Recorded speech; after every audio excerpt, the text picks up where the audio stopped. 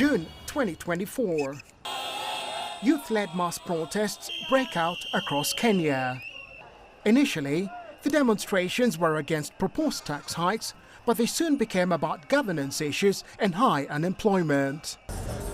About 5 months on from the protests, some semblance of normalcy has returned.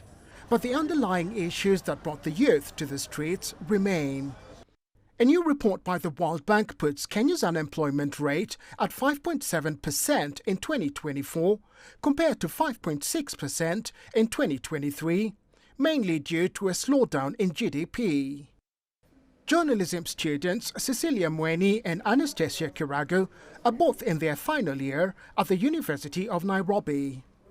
They're among tens of thousands of Kenyans about to enter a job market that has few quality jobs available.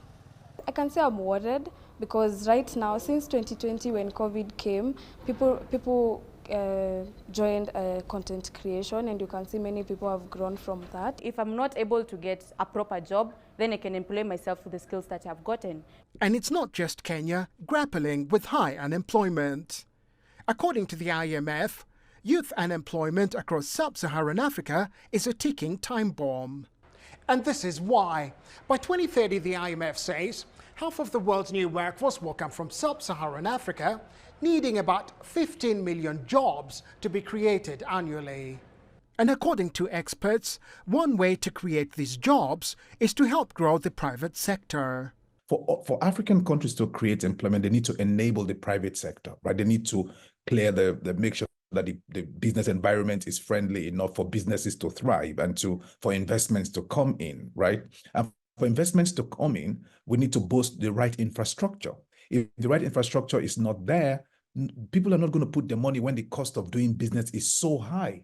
And if you're not doing business, you cannot employ people. But with many African governments struggling with debt, their priorities are elsewhere. The money that is used to service existing debts sometimes now is even much more than investment in health or in education, right? And so if we're not able to find cheaper ways to borrow money so that we can, and that is for the long term, it becomes really difficult to focus on those long-term investments. And that is the challenge with many African leaders. It is how do you balance the immediate needs with the long-term investment that are needed to create a thriving private sector.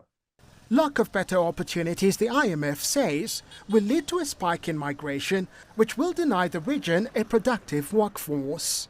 Robert Magila, CGTN, Nairobi, Kenya.